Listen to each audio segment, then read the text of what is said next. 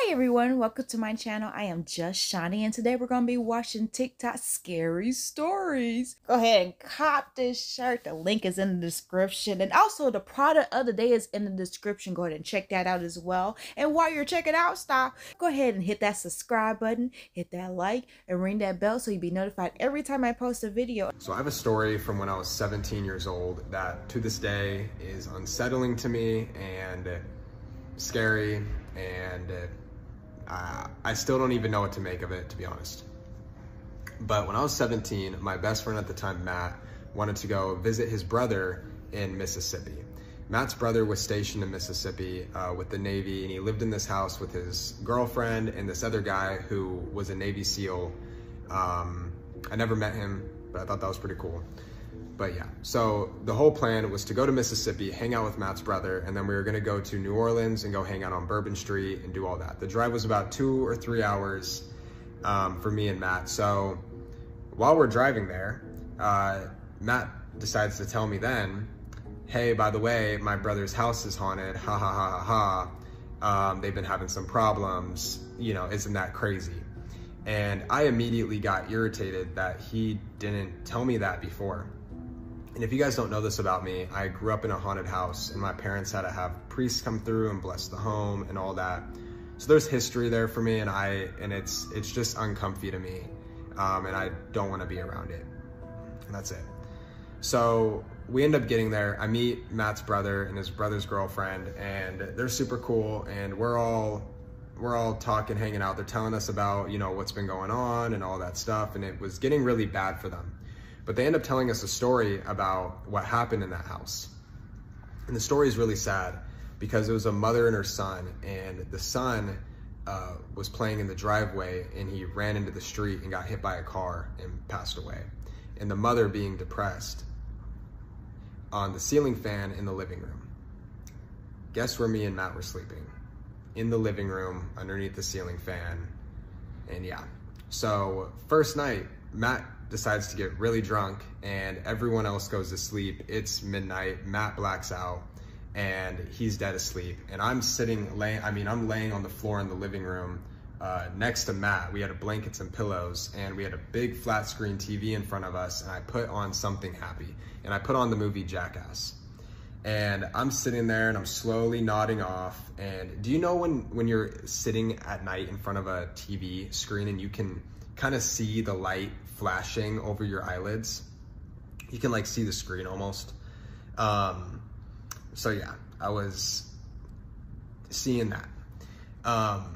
So as I'm falling asleep, I start feeling footsteps pressing into the carpet around my body. And I thought it was maybe Matt. So I turn and look, and Matt's sleeping. So it wasn't Matt.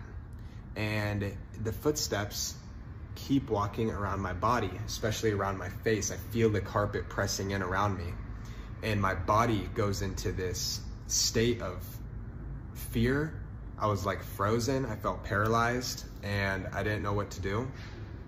And next thing you know, the screen in front of me goes black and I can hear Jackass playing, but it's just black. And I feel a heavy presence standing over me. And it felt like there was somebody standing over me, which is so unsettling to think about. And I start praying. That's like the only thing I feel like I was able to do. I just started like praying, like, God, protect me, like put a veil over me. I don't wanna see this, like, please go away. I didn't know what to do. And I end up falling asleep. Don't know how, but I did. And yeah, we wake up. I told them what happened. They're like, oh yeah, that's, you know, she walks through the hallway, she walks through the living room. And I was like, okay, that's creepy. So fast forward to the middle of the day. Matt's brother and his girlfriend, they go to work, and me and Matt are just hanging out at the house. We're in a good mood. We're not even thinking about anything. And we're sitting in the kitchen. So we're sitting in this round table in the back. So basically I'm sitting here and Matt is you.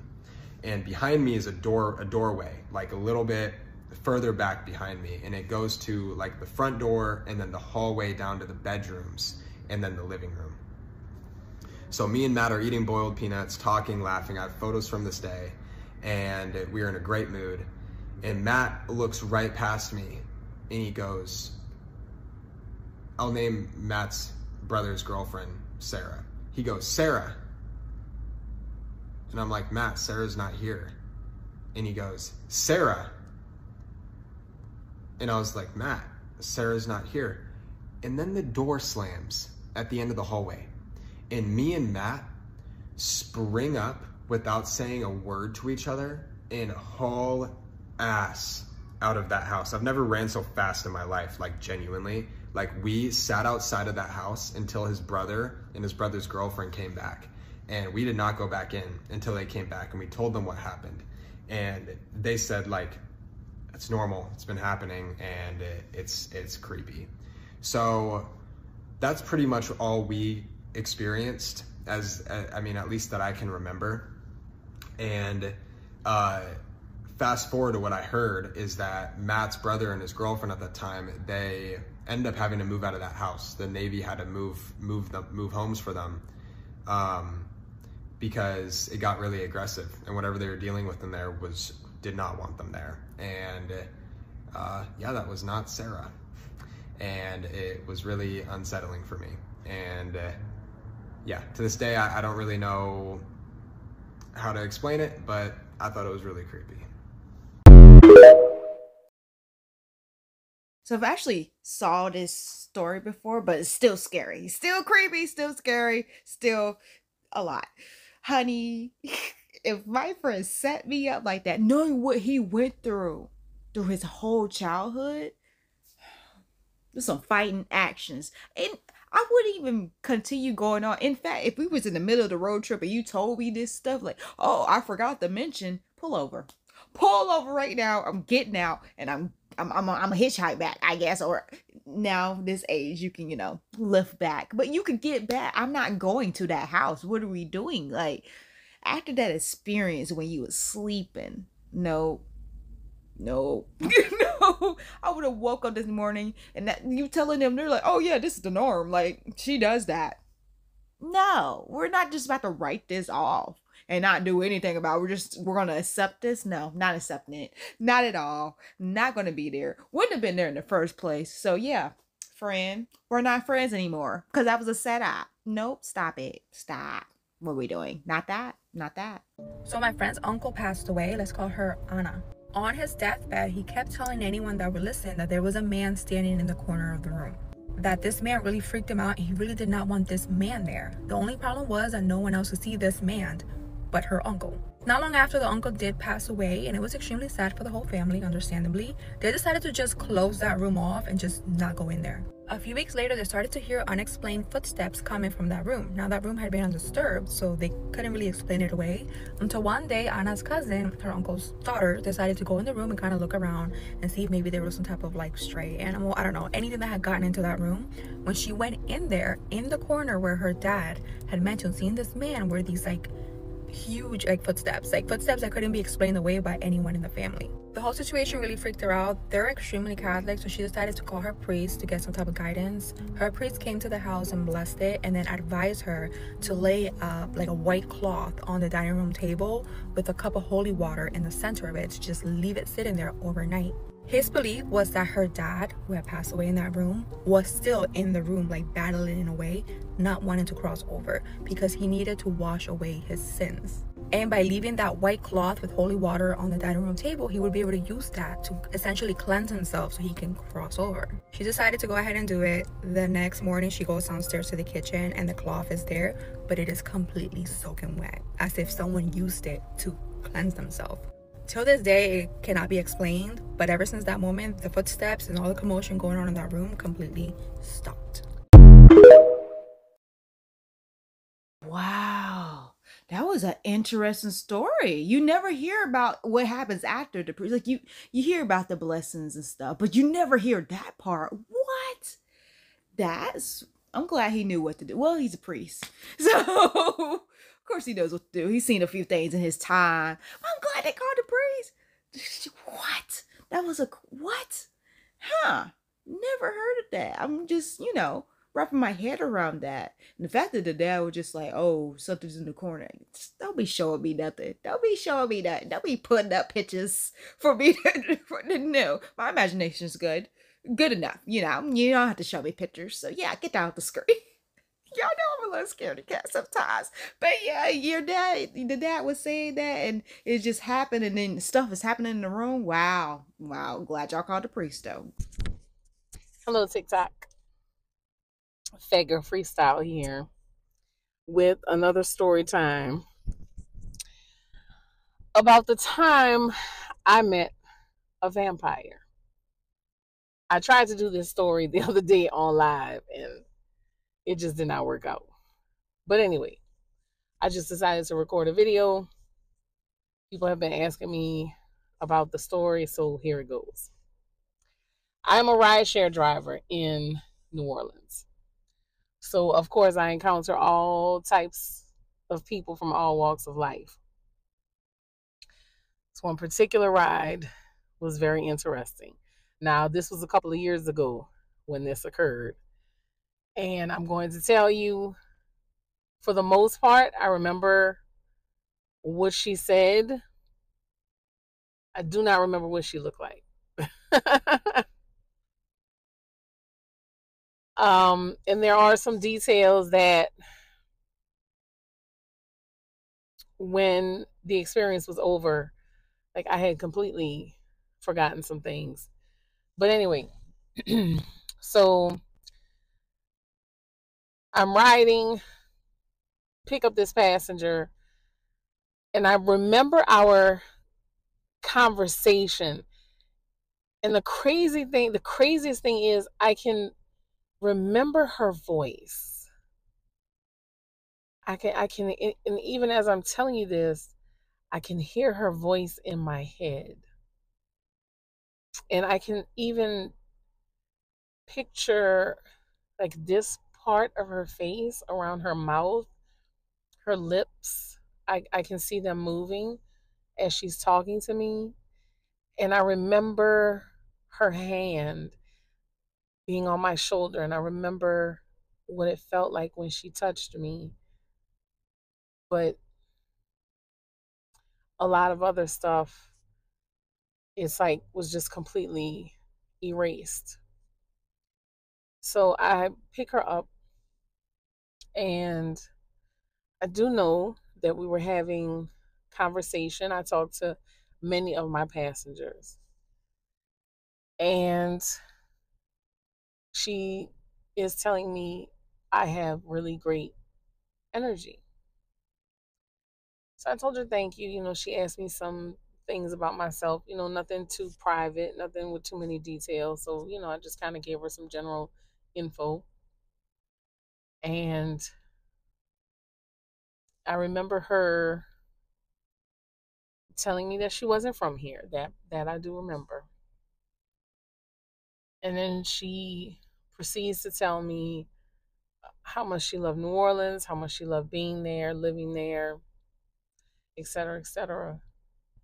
I do recall asking her where she was from originally, and all she told me was that she was from very far away. And it's funny again because I'm hearing her voice in my head as this is weird. And I've never shared this story with anybody, so TikTok, you're getting it first.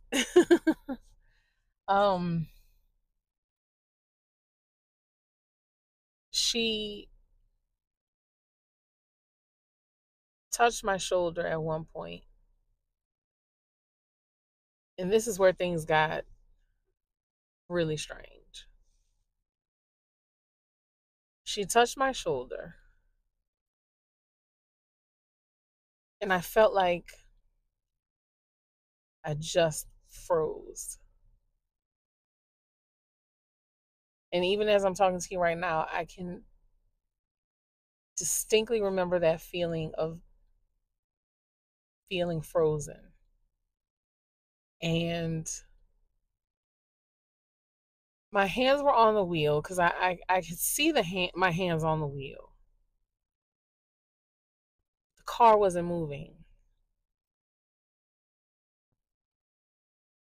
And being frozen in that moment, I hear her voice, but not like I'm here talking to you. In my head, I hear her voice telling me, don't be scared, that she's not going to harm me. And then after that, we're moving again. And I remember kind of turning and looking like that. And she was sitting back in the seat and her hands were on her lap. And I said, what did you do to me? And she just smiled. And she says, I just leached some of your energy. And I said, what? She said, I just leached some of your energy. She said, this is going to sound crazy, but I can assure you it's true. I'm a vampire. She said, but I'm not the type of vampire that you've been taught about in books and movies. She said, those types of vampires exist, but they're very rare these days. I'm a vampire that feeds off of energy. And all I have to do is touch you to get it. She said, New Orleans is a great place for her and her kind to exist. And that there are quite a few members of their tribe, is what she called them. I think I remember this part of our conversation so significantly because I believe when she touched me, she implanted something in my mind, whether you want to call it a memory or a thought or an idea. But she gave me something of herself, probably, to where I can recall this portion of the interaction between us. Maybe she knew that eventually I would share the story with others and therefore maybe make it a little bit more acceptable for them to start, for her and her members to start presenting themselves. I don't know. I don't know why she even chose me for this. But she told me that there are vampires that survive off of good energy. There are vampires that survive off of bad energy. There are vampires that survive off of sexual energy. And there are vampires that survive off of blood. And New Orleans is the only place in the world where you can find members of all four of those vampire tribes.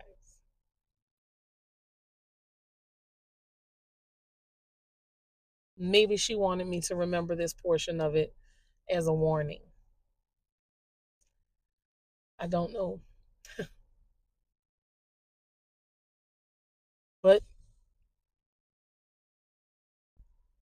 I know she wasn't lying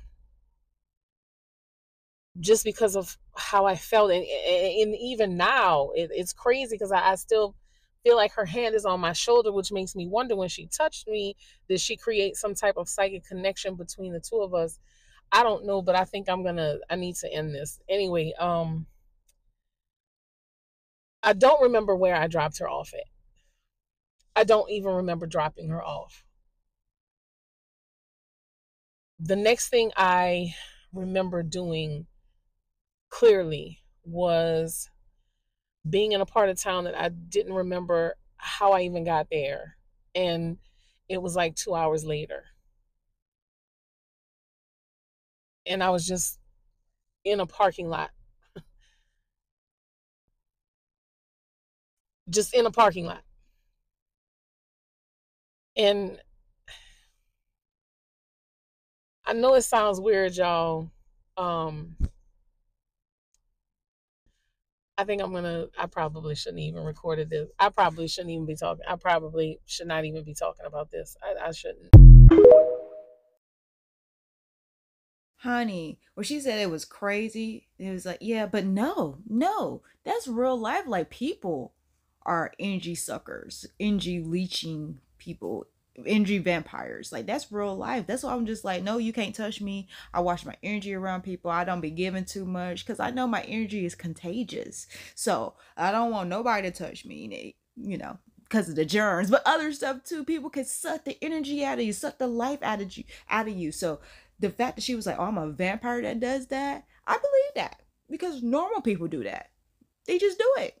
I mean, I know you experienced it, the energy being sucked out of you to life, because somebody just, you hang out with somebody and they're just so draining to you. After you leave, you just be like, oh, I need a nap. I'm just so tired. I'm exhausted when I deal with this person, because they're energy suckers. You've had those people in your life.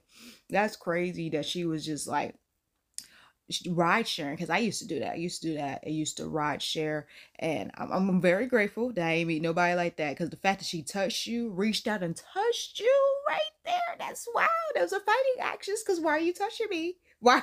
Don't touch me. Why are you touching me? Like, no, stop. So she touched you and everything just stopped, and you look back, she told you what she had to say, and you look back and she just smiling at you as if nothing happened. Nah, she didn't have to tell you all that. So the fact she told you all that, I guess, is a good thing. I don't know. She said she wasn't gonna hurt you, but she took a piece of you.